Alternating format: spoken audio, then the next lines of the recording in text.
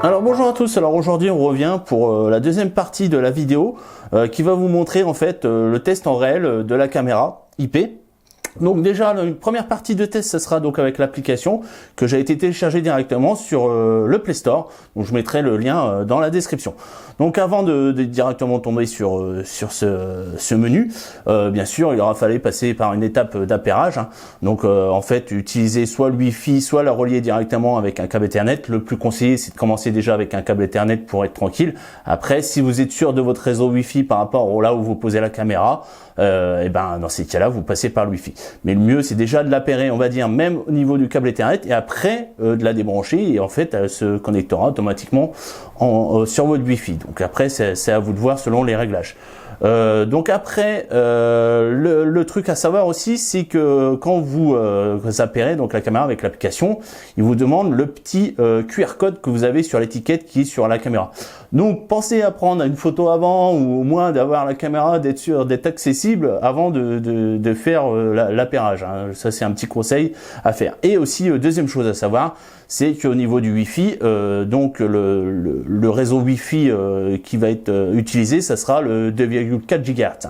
Donc si vous êtes en 5 GHz au niveau du réseau Wi-Fi, ça ne va pas fonctionner. Il faudra utiliser le réseau 2,4 GHz. Donc on va dire pendant votre étape d'appairage, il faudra être sûr d'être sur votre réseau 2,4 GHz, sachant que certaines box, en fait,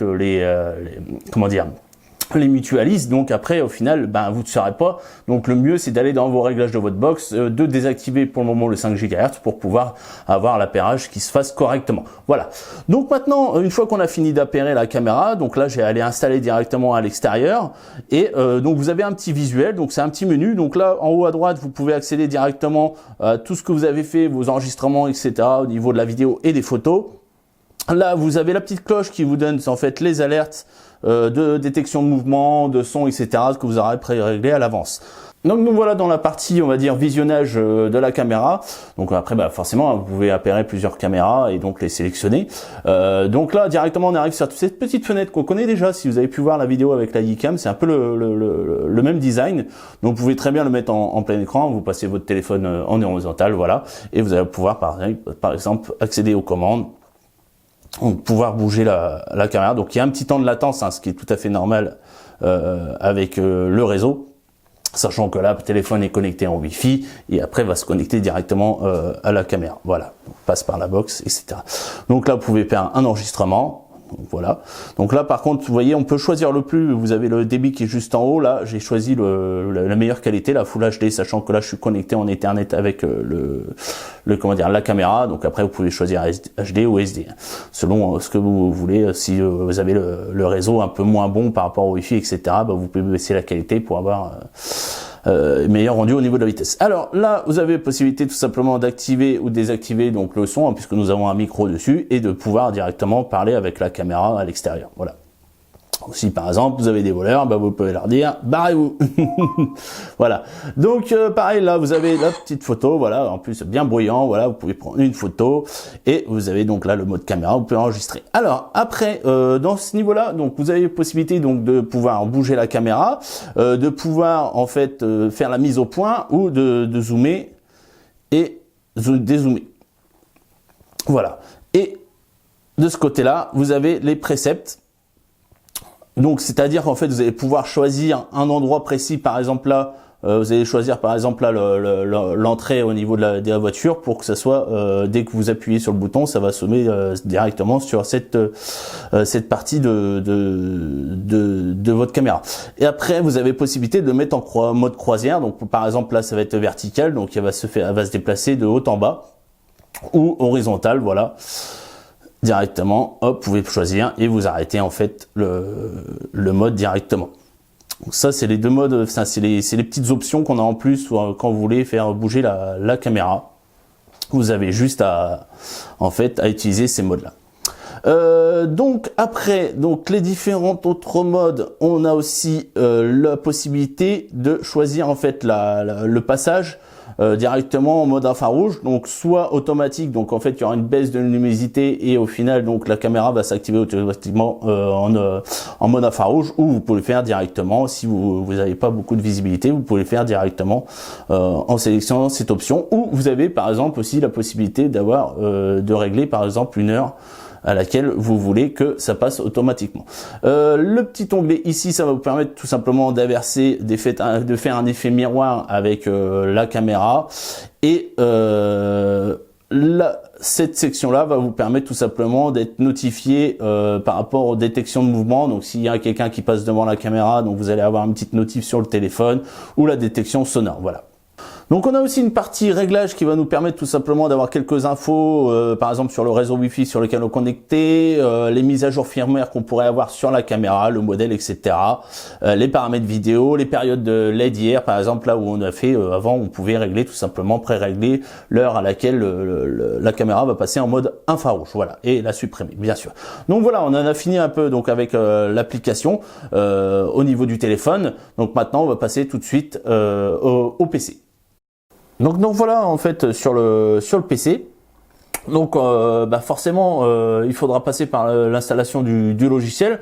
Donc moi j'ai utilisé le logiciel qui m'a été fourni directement sur le CD avec la caméra. Donc vous arrivez en fait sur ce menu. Donc pensez déjà à installer donc le Video Manager Software. Et après, vous avez utilisé aussi le petit logiciel qui s'appelle Équipement Cherche Tool for Windows ou pour Mac forcément, sachant qu'il va vous permettre tout simplement de retrouver l'IP de votre caméra, car il faudra passer par cette étape pour pouvoir l'enregistrer dans le logiciel. Donc voilà, c'est une petite étape à faire. Pareil au niveau de de l'appairage avec le logiciel. Préalablement, quand vous l'avez réglé sur votre téléphone, vous avez peut-être donné un nom à la caméra et un mot de passe. Donc là, pareil, ça sera exactement le même qu'il faudra laisser au niveau du logiciel. Donc une fois tout ça réglé, vous arrivez directement donc sur ce logiciel. Et en fait, vous allez pouvoir gérer exactement plusieurs caméras, pareil à ce niveau-là, et faire des enregistrements, voilà, gérer, on va dire les heures où, par exemple, la détection va être activée, ou vous allez justement activer aussi la caméra. Donc voilà, il y a du soleil qui est apparu, donc c'est pas plus mal. On va voir un peu ce que ça rend. Donc je vais mettre en plein écran. Alors attendez, hop. On va revenir en arrière, voilà, je vais mettre déjà une seule caméra, donc vous voyez, choisir l'affichage des différentes caméras, et on va mettre en plein écran, et donc là vous voyez déjà un petit rendu, pas trop mauvais, sachant que là on est quand même en Full HD. Et on a aussi donc la possibilité donc de la déplacer, vous voyez là vous avez ce petit contrôle juste ici, hop, donc il y aura toujours un petit laps de temps. Donc vous pouvez aussi pareil en dessous mettre des préceptes, comme je vous ai expliqué, vous allez pouvoir choisir un endroit où c'est qu'elle veut qu'elle zoome, etc. Voilà. Donc voilà un peu la gestion au niveau de la caméra. Donc après pareil, on a tout un panneau de réglage. Donc par contre c'est en anglais, donc il faudra être un peu anglophone. Donc comme là je vous ai expliqué, par exemple la possibilité de régler les plages horaires, par exemple où la caméra va faire des détections de mouvement ou de son.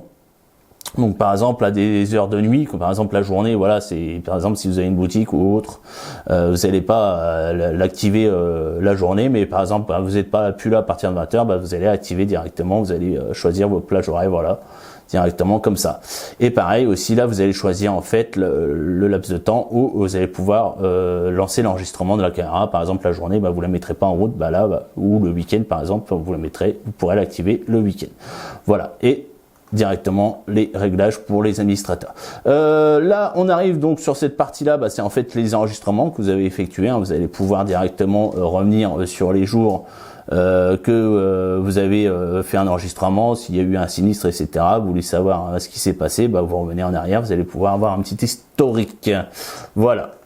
Et on arrive dans la partie log, donc là ça va être en fait tout ce qui peut être arrivé, par exemple aussi bien la détection de mouvement, etc., de son, etc. Ici donc là le réglage des fenêtres, là vous passez d'une caméra à une autre, le plein écran, vous pouvez éteindre la caméra, et là vous voyez l'usage du CPU et du disque dur. Voilà. Et là, vous avez aussi une petite colonne où vous allez voir vos différentes caméras qui sont répertoriées. Donc voilà. Donc bah voilà, on en a fini un peu avec ce petit test en réel. Vous voyez un peu le rendu que donne la caméra. Donc là, on est en Full HD. Hein, vous voyez, il n'y a pas de souci à ce niveau-là. Vous pouvez voir la date. Hein, qu'on est bien aujourd'hui, il n'y a pas de souci. Enfin, du moins aujourd'hui pour moi là, j'enregistre. Donc voilà quoi. À ce niveau-là, il y a un bon rendu au niveau, un bon contraste, etc. Et bon, forcément, je peux pas vous montrer la vision nocturne, mais j'ai pu la tester sans souci. Ça rend super bien avec ces stylettes. Voilà. Bon bah écoutez, hein, si vous aimez ces vidéos, hein, laissez-moi un petit like, hein, un petit commentaire et puis abonnez-vous. Et on se dit à la prochaine. Ciao, bye bye.